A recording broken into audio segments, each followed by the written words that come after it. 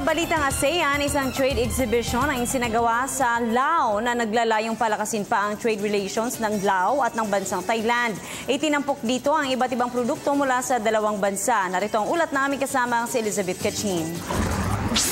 Lumikha ng mahigit sa 8 bilyong Laukip ang naganap na Lao-Thai Trade Exhibition Thailand Week sa Vientiane noong buwan ng Mayo. 130,000 bisita ang pumunta exhibition kung saan mayroong mahigit sa 300 booths na punong-puno ng iba't ibang produkto ang itinayo. Ang trade exhibition na inorganisa ng Vientiane at ng Ministry of Industry and Commerce of Laos at ng Department of International Trade Promotion, Ministry of Commerce ng bansang Thailand. At may pangunahing layuning paigtingin ang bilateral trade relations ng dalawang bansa.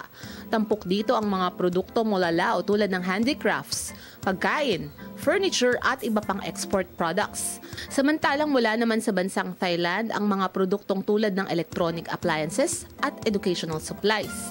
Bukod dito meron ding health products, cosmetics at iba pang panindang pang-industriya.